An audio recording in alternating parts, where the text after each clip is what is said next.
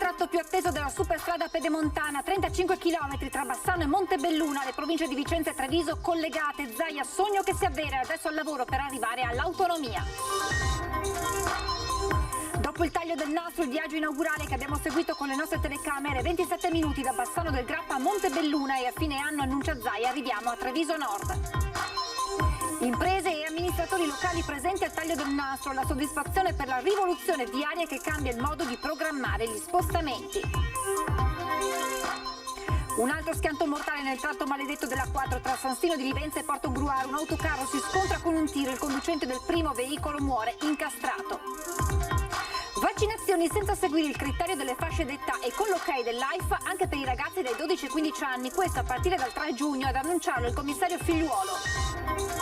Infermiera 48enne di Rovigo, mamma di 2 figli, si chiude in bagno, si cosparge di liquido infiammabile, si dà fuoco. Il dramma all'alba a Rovigo, è gravissima, indagine sui motivi del gesto.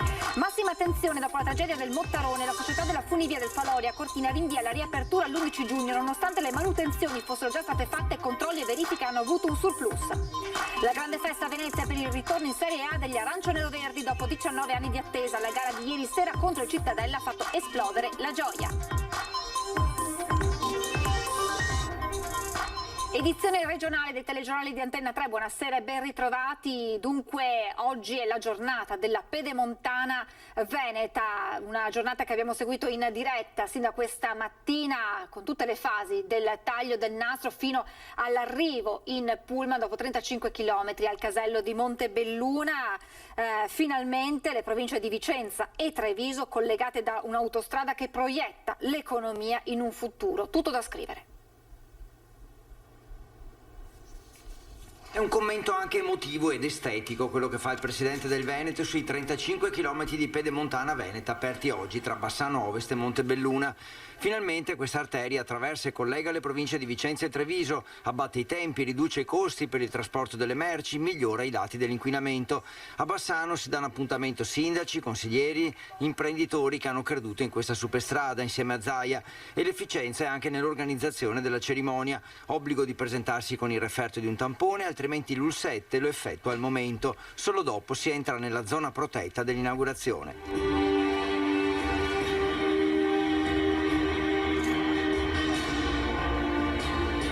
La pedemontana migliorerà la vita di chi la attraverserà, ne è convinto anche il viceministro Morelli. Sfido chiunque a pensare che è preferibile stare in auto o sul camion 40 minuti in più, rinunciando a 40 minuti della propria vita. A beneficiare della pedemontana saranno soprattutto gli imprenditori del territorio, ma anche i sindaci. Molti erano quelli presenti all'inaugurazione di questo tratto, di un'opera che interessa quasi 40 comuni. Ed è una struttura che non è una striscia d'asfalto, una mera striscia d'asfalto, ma diventa uno strumento di coesione della comunità.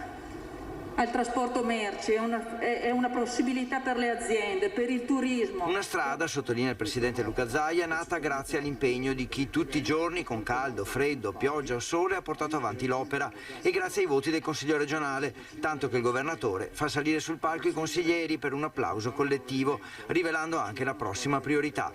Ci vuole una squadra che non sia l'ufficio complicazioni e affari semplici. Il merito è dei consiglieri che ci sono stati. Il merito è di consiglieri che ci sono ora.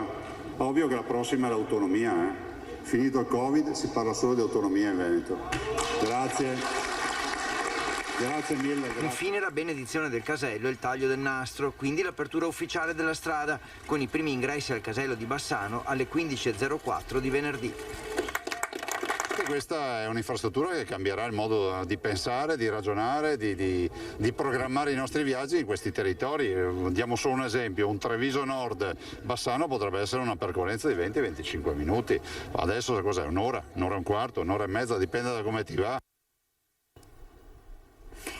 Dopo il taglio del nastro c'è stato il viaggio in pullman che anche noi abbiamo seguito a bordo insieme al presidente Zaia, 35 km fino a Montebelluna, e nel prossimo servizio allora alcuni dei momenti più importanti a partire dall'immagine già destinata a passare alla storia. Vittoria, bravo. È questa l'immagine che sintetizza l'inaugurazione del tratto Bassano Ovest Montebelluna dell'autostrada pedemontana veneta. Il presidente Zaia è in centro alla carreggiata poche ore prima venga aperta al transito con alle spalle il massiccio del Grappa, segno indelebile di unione tra il Bassanese e la Marca. Un viaggio iniziato dal casello di Bassano Ovest con una guida d'eccezione. Abbiamo considerato come tempi di percorrenza, danno dei numeri secondo me strabilianti. Ad esempio Montecchio Spresiano li percorreremo in 50 minuti e oggi ci vuole un'ora e 20. Montecchio Bassano in 30 minuti, oggi ci vuole circa un'ora. Bassano Montebelluna in 27 minuti, oggi ci mettiamo 45 minuti senza pedemontana. C'è tutto l'orgoglio di chi l'ha seguita dalla carta alla realtà nel racconto del tracciato, fatto sì d'asfalto ma anche di tanta accuratezza nei particolari. Questa struttura in acciaio Corten. Presidente che a Montebelluna decide di cancellare il protocollo. Se per me potete accostare che poi io devo andare. Vabbè, resto su, via, andiamo. Attenzione al territorio in tutte le sue forme, dalla presenza degli alveari nelle zone boschive dell'autostrada alla recinzione scelta a maglia fine e minuziosamente posata per salvare le lepri. Vedere il cantiere con le scarpate verdi e le proti che andavano da una parte all'altra sembrava, non dico una favola, ma insomma... Un'arteria che attraversa le terre del Canova e del Palladio. È il territorio della bellezza, non potevamo che fare un'opera d'arte che si chiama pedemontana veneta, ma è un'opera d'arte. Un'opera seguita giorno per giorno anche da tanti cittadini. Abbiamo avuto molti direttori dei lavori aggiunti, soprattutto soggetti in pensione che si sono divertiti. Veneti consapevoli che i soldi versati per il pedaggio rimarranno in Veneto. Più la si utilizzerà, più avremo possibilità di abbassare i pedaggi. Perché comunque poi l'opera va pagata, ragazzi, cioè, opere gratis è impossibile. Quindi diciamo che tutto il guadagno che poi arriverà verrà reinvestito nel territorio e nel Veneto? Assolutamente sì, da qua non scappano i soldi, cioè i pedaggi che pagano i veneti restano in Veneto. Abbiamo poi chiesto a sindaci e politici che hanno preso parte a questa giornata inaugurale cosa rappresenti la celebrazione e la nuova apertura della pedemontana veneta. Un sogno che diventa realtà, così esordisce il presidente Luca Zaia all'inaugurazione dell'apertura della pedemontana nel tratto che collega Bassano a Montebelluna. Una cerimonia emozionante che risveglia l'orgoglio veneto e che celebra la rinascita economica di ogni singolo comune, ogni singola provincia, ma specialmente del Veneto nella sua totalità. Finalmente si apre, finalmente tutti i cittadini della nostra zona potranno con velocità percorrere la pedemontana.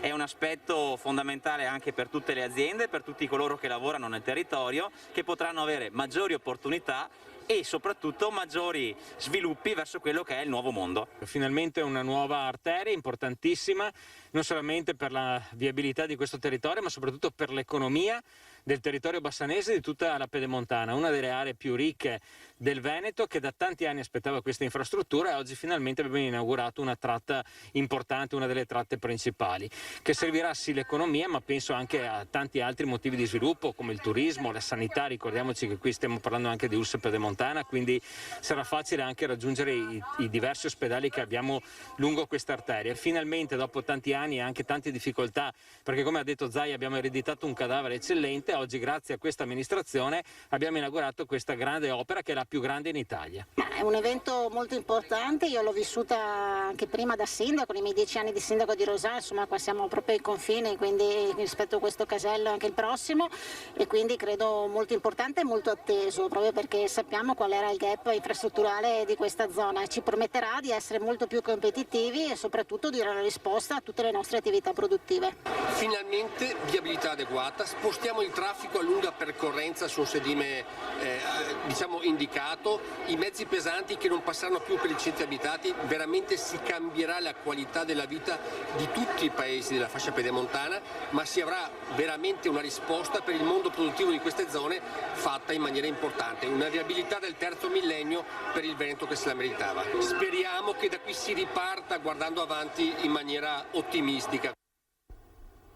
Siamo alla cronaca, altra tragedia purtroppo nel tratto maledetto di A4, vittima il conducente di un autocarro morto nello scontro con un tir poco dopo le 15 tra San Stino di Livenza e il nodo di Porto Gruaro in direzione Trieste, tratto che è stato chiuso al traffico. Erano stati segnalati dai pannelli a messaggio variabile rallentamenti a causa dell'intenso traffico di rientro dei mezzi commerciali. Un autocarro ha tamponato un tir e il conducente è deceduto. Sul posto il 118, l'elisoccorso, la polizia stradale, i vigili del fuoco, personale di Autovie Venete e mezzi di soccorso. Inevitabili le code tra Cessalto e San Stino. Nella stessa direzione, nel tratto a 3 corsie tra Latisana e San Giorgio di Nogaro, un camion ha invece investito e ferito un uomo che stava riparando la ruota del camper nella corsia di emergenza. E siamo adesso alla situazione legata alla pandemia con importanti novità sul fronte vaccinale, vaccinazioni senza seguire il criterio delle fasce d'età e se arriverà l'ok dell'AIFA anche per i ragazzi tra i 12 e i 15 anni. Tutto questo a partire dal 3 giugno, ad annunciarlo il commissario Figliuolo. Dal 3 giugno la campagna vaccinale conoscerà un'ulteriore fase con l'apertura alle somministrazioni dai 16 anni in su senza più distinzione di fasce d'età che ha caratterizzato questi primi mesi. Per renderlo operativo si attende solo la circolare del commissario per l'emergenza Figliuolo, che ha poi spiegato che se arriverà il via libera dell'AIFA, probabilmente già all'inizio della settimana prossima, dallo stesso giorno potranno essere vaccinati anche gli adolescenti tra i 12 e i 15 anni, in tutto circa 2,3 milioni di persone. L'ULSS 2 è pronta a questa ulteriore accelerazione una volta che arriverà il via libera della Regione Veneto. Noi lo faremo, siamo pronti, come sapete abbiamo un hub che può fare, lo dico sempre, di norma, possiamo fare fino a 10.000 vaccini al giorno. Intanto l'efficacia delle vaccinazioni è tutta racchiusa nei numeri dei nuovi contagi divisi per fasce d'età. Colpiti sono la classe 40-49, 50-59, ma anche 15-19 e 20-29. Nella classe over 80 non abbiamo nessuno, 70-79 sono solo 7 casi. 67 positivi tra i 40 e 49 anni, 46 tra i 20 e i 29, 47 tra i 16 e i 19 anni. E a proposito di numeri, la media provinciale è di 30 casi ogni 100.000 abitanti. 83 comuni della Marca sono sotto la soglia dei 50 positivi, nessuno è sopra i 250 casi per 100.000 abitanti. Le case di riposo sono tutte covid-free, mentre negli ospedali si conta un paziente in terapia intensiva, 1 in subintensiva e 20 in area non critica. E stando in ambito ospedaliero sono solo 2 gli operatori sanitari al momento positivi al Covid, si tratta di 2 infermieri. Sono 2 Novax, cioè 2 che non hanno fatto la vaccinazione, che appunto ai quali abbiamo, ovviamente il nostro medico competente ha inviato la lettera. Noi speriamo che poi le conversioni esistano quando loro diventeranno negativi e sono passati 3 mesi, che accettino ovviamente di essere vaccinati. Più di 500.000 di dosi di vaccini ai residenti dell'ULSS 6 Euganea, nessun ricovero da 2 giorni in azienda ospedaliera, nessun caso di Covid nelle strutture per anziani. La strada intrapresa per il superamento della pandemia sembra ora tutta in discesa. L'obiettivo è poter dare almeno una dose di vaccino a tutti entro agosto. Il primo pensiero a quanti stanno lavorando negli hub vaccinali e medici di medicina generale al pieno sostegno dell'azienda ospedaliera. Un grazie dei vertici dell'ULSS Euganea che ha permesso solo poche ore fa di tagliare un traguardo da ricordare. Ieri sera abbiamo superato le 500.000 dosi di vaccini somministrati da inizio campagna che è cominciata il 27 dicembre scorso. Vaccinato almeno con una prima dose nel territorio dell'ULSS più grande del Veneto il 36% della popolazione. Il ritmo, vaccini disponibili permettendo, prosegue sostenuto e potrebbe accelerare. Al sicuro gli anziani delle strutture residenziali dove non si registrano nuovi casi, al lavoro sui soggetti più fragili con la categoria 4 che ha un'esenzione per patologia che ha ancora posti disponibili. Noi abbiamo raggiunto comunque finora per adesso un 76% di tutte le persone disabili che sono state appunto vaccinate almeno con una prima dose e un 70% sempre almeno la prima dose delle persone vulnerabili e anche di quelle che appunto sono affette da malattie rare. Sono 6 le persone che si sono rivolte nelle ultime ore al pronto soccorso dell'azienda ospedaliera per sintomi Covid. Solo una è risultata positiva. Sono 31 i pazienti attualmente degenti. I dati continuano ad essere molto positivi per quanto riguarda l'epidemia. In particolare ormai da 2 giorni non riscontriamo nuovi ricoveri. Noi non possiamo che sperare che arrivino presto queste quantità importanti di vaccini, perché l'organizzazione c'è, siamo pronti a somministrarle ed è assolutamente importante farlo, possibilmente poter dare una dose a tutti prima di agosto. Una donna di 48 anni di Rovigo si è chiusa stamane nel bagno di casa a Rovigo per l'appunto e si è data a fuoco. Le sue condizioni sono molto gravi. A dare l'allarme è stato il marito, accortosi di quanto stava accadendo. La donna, infermiera e madre di 2 figli. Sul posto hanno operato i vigili del fuoco e la polizia. L'ipotesi più probabile è che il gesto sia stato volontario. E sono stati individuati gli autori del rogo che ha distrutto l'ex casa degli scout a Noventa Padovano, provocando un blackout. Hanno 11 anni.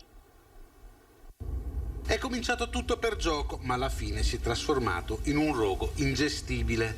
Hanno 11 anni i 4 responsabili dell'incendio che mercoledì pomeriggio ha distrutto l'ex casetta degli scout di via Roma a Noventa Padovana. I 4 amici si erano trovati nel ruder abbandonato per trascorrere qualche ora insieme. Volevano accendere un piccolo fuoco, ma le fiamme si sono propagate in fretta tra il materiale accatastato nella struttura abbandonata da tempo. Gli undicenni sono stati convocati dai carabinieri che li hanno identificati grazie alle dichiarazioni di alcuni testimoni e alle immagini delle telecamere di sorveglianza. Hanno ammesso le loro colpe davanti ai genitori, ignari di tutto ed esterrefatti. L'incendio ha provocato notevoli danni non solo alla struttura che si trova nell'area di proprietà dell'RSA di Noventa Padovana, ma ha causato anche un blackout nella zona di Camin, dato che le fiamme hanno distrutto un cavo della corrente elettrica.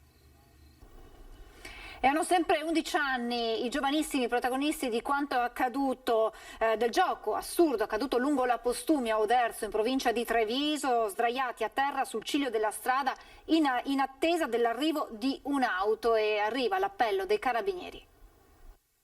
Sono comportamenti da evitare, lo dico anche da padre di famiglia, perché oltre che a mettere a repentaglio la propria vita, mettono anche in pericolo la vita di chi può sopraggiungere tramite un'autovettura, insomma, può mettere in serio pericolo sia gli uni che gli altri.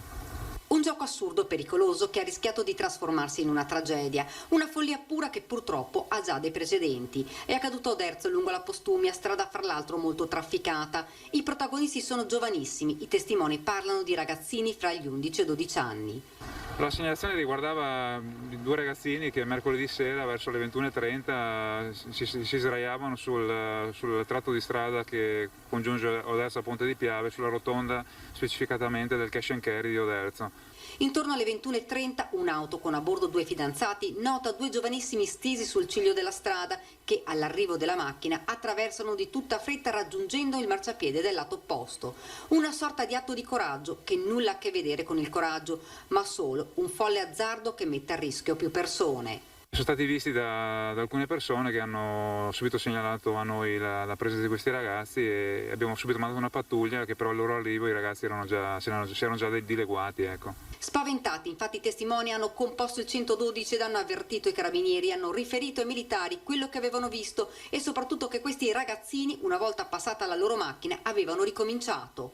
Immediatamente sono scattate le indagini, vista l'ora e l'età dei ragazzini potrebbero abitare nelle vicinanze. Abbiamo raccolto la segnalazione e procederemo a intensificare i servizi proprio in questa zona e non solo in questa zona, come è il nostro costume sempre fare, proprio al fine di giungere all'identificazione di questi ragazzi.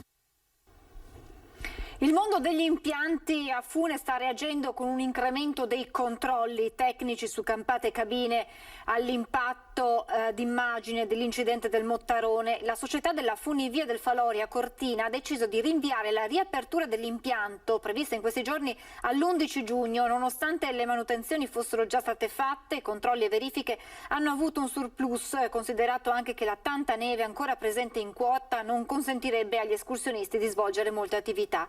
Sull'impianto, che sale ai 2100 metri del Monte Faloria, sarà effettuato un altro controllo magnetoscopico sulle funi di acciaio, già fatto nel novembre scorso. La società del Faloria gestisce anche l'impianto di risalita del cristallo, con arrivo a 2300 metri, che tornerà in funzione il 18 giugno. Dopo l'illusione di poter tornare a casa e un nuovo arresto dal Sudan, l'appello disperato dell'imprenditore Marco Zennaro, che chiede di andarlo a prendere.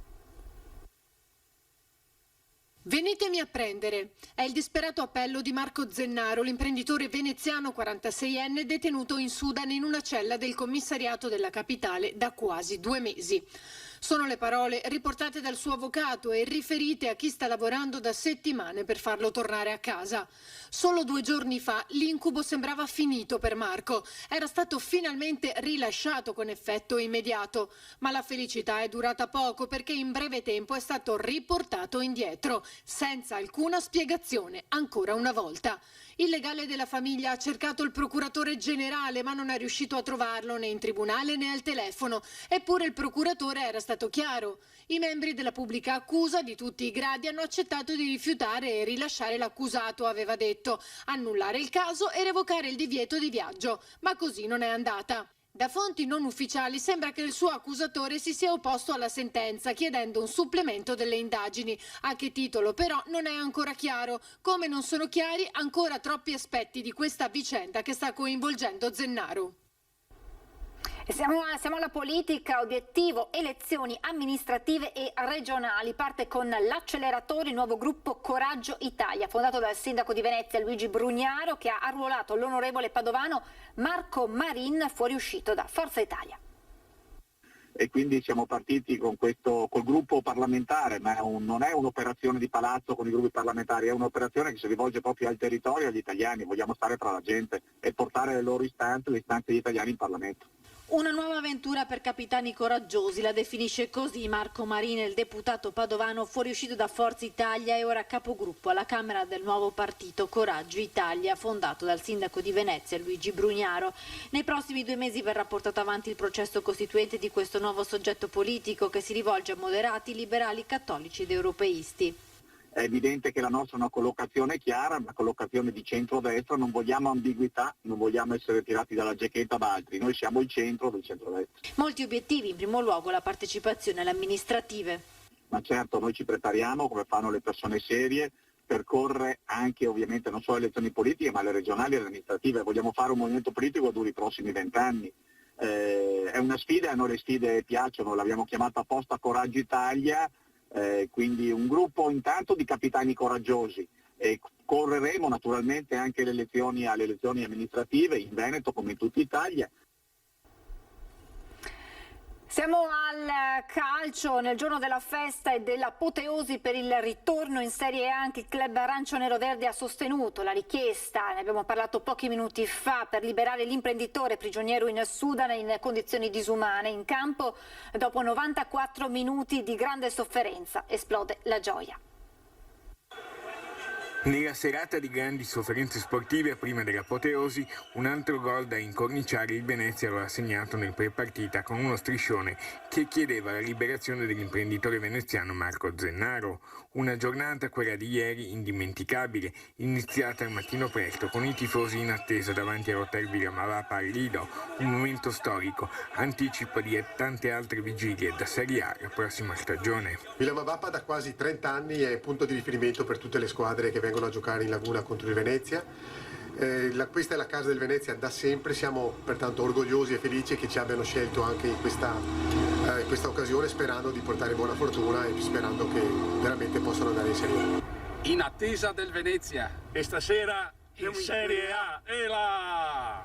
Poi il popolo del Venezia in corteo da Riva Sette Martiri ha accompagnato la squadra fino allo stadio Pierluigi Penzo, tra canti e sventolii di bandiere arancio-nero-verdi. Bisogna dire che è l'ora di giocare col cuore veramente, di dare tutto per la maglia e per la squadra. Oggi la squadra di Mister Zanetti, che ha giocato in 10 per oltre un'ora ed è stata messa alle corde dal Cittadella, ha festeggiato con un pranzo di società. Domani dovrebbe esserci un corteo della squadra sul Canal Grande, poi arriva al Tagliaccio per l'abbraccio dei tifosi. Ed è tutto per questa edizione, vi lascio le previsioni del tempo, grazie per averci seguito e buon proseguimento di serata.